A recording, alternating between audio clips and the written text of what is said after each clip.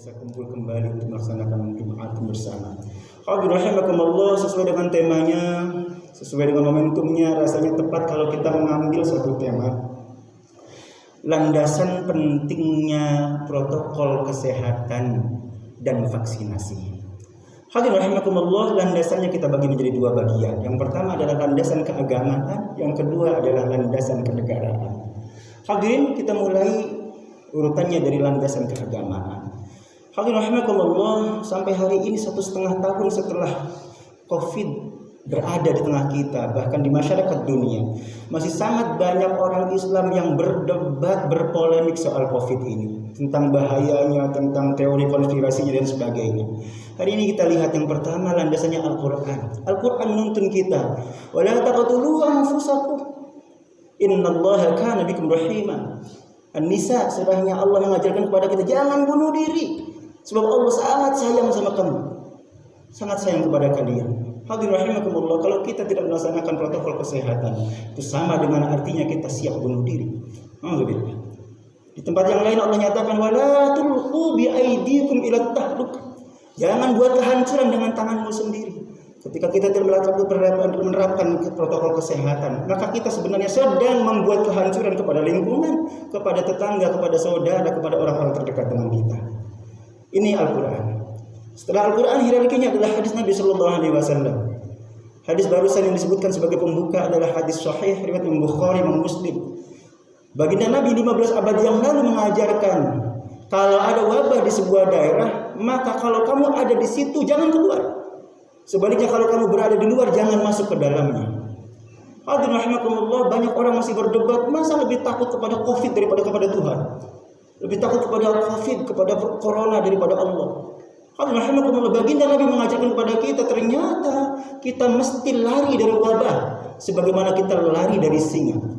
Firra minal majzum firaraka minal asad. Kama qala. Hadirin rahimakumullah, ini hadis Nabi sallallahu alaihi wasallam menuntun kita keselamatan kita. Dan sangat tenar riwayatnya adalah salah satu khalifah di antara khalifah Rasyidin, Umar bin Khattab, mengajarkan kepada kita, beliau memilih takdir yang lain, tidak memasuki wilayah yang kena wabah, untuk mengambil takdir yang lain yang selamat dari wabah. Hadirin rahimakumullah, ini Al-Quran, kemudian hadis. Yang ketiga kemudian setelah urutannya adalah maqasid asy-syari'ah al-khamsah. Ada 5 tujuan syariat Allah datangkan kepada kita semua. Satu di antaranya adalah hifdzun nafs, menjaga jiwa. Menjaga jiwa itu adalah tujuan dari turunnya Al-Quran, tujuan dari terbitnya syariat, dari turunnya baginda Nabi sallallahu alaihi wasallam, diutusnya baginda Nabi untuk kita semua. Hadirin, karenanya maka menjaga jiwa ini menjadi tujuan utama agama, salah satu di antara tujuan utama agama. Kalau kemudian kita yang beragama malah tidak menjaga jiwa, berarti sebenarnya kita tidak sedang beragama. Hadirin rahimakumullah, ini bagian yang ketiga, maqasid asy-syari'ah al-khamsah. Yang keempatnya adalah usul fiqh. Sangat banyak usul fiqhnya yang kita bisa ambil.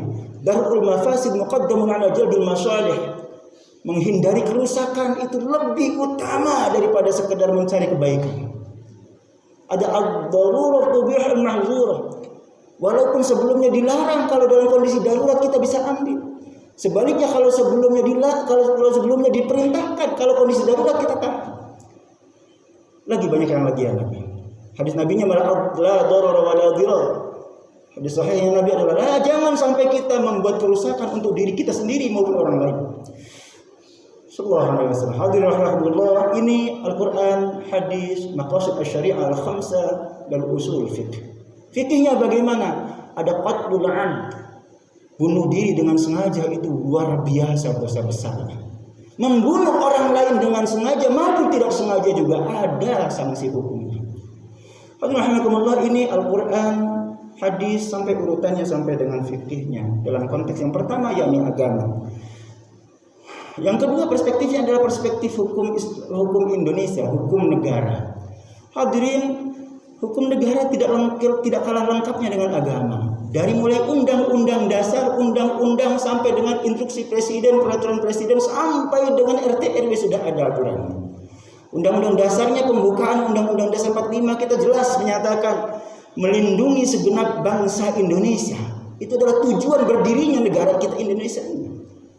Di bawahnya kemudian ada undang-undang tentang karantina kesehatan. Di bawahnya lagi ada peraturan pemerintah, ada peraturan presiden, ada instruksi presiden. Di bawahnya ada permen.